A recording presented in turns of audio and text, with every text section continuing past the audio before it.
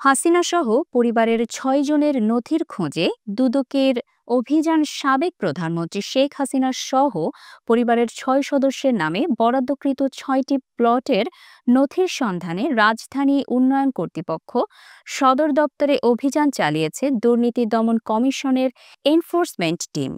বুধবার ১ জানুয়ারি পূর্বাচল উপশহর প্রকল্প বিভাগের কার্যালয়ে এই অভিযান চালায় ৬ সদস্যের একটি দল।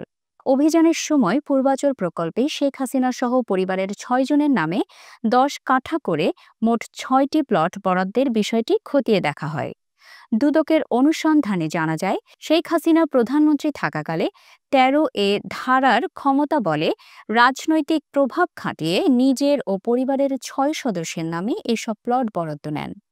বরাদ্দ পাওয়া ব্যক্তিদের তালিকায় রয়েছেন শেখ হাসিনার ছেলে সজীব ওয়াজেদ জয়, মেয়ে সাইমা ওয়াজেদ পুতুল, ছোট বোন শেখ রেহানা, তার ছেলে রাদওয়ান মুজিব সিদ্দিক ববি এবং মেয়ে আজমিনা সিদ্দিক রূপান্তি।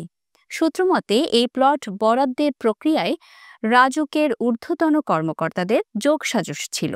অভিযানের সময় দুদক টিম রাজুকের প্লট বরাদ্দ, ক্রয় বিক্রয় সংক্রান্ত বিভিন্ন অনিয়মেরও প্রমাণ পায়। অভিযানের সময় অভিযোগ ওঠে যে বরাদ্দপ্রাপ্ত প্রবাসী মালিকদের ছবি পরিবর্তন করে ভুয়া মালিক সাজিয়ে প্লট বিক্রি করা হয়েছে। এছাড়া প্লট বরাদ্দের নথি গায়েবের সঙ্গে রাজুকের কিছু কর্মকর্তা কর্মচারীর সম্পৃক্ততার বিষয়টিও প্রাথমিকভাবে প্রমাণিত হয়। দুদক টিম আরও জানতে পারে, প্লট ক্রয় বিক্রয়ের সময় ক্রেতা ও বিক্রেতাদের কাছ থেকে রাজুক কর্মচারীরা অবৈধভাবে অর্থ আদায় করেছেন।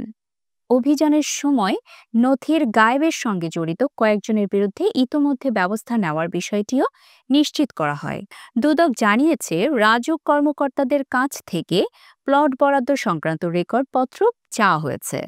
এগুলো বিশ্লেষণ শেষে বিস্তারিত প্রতিবেদন কমিশনে জমা দেওয়া হবে।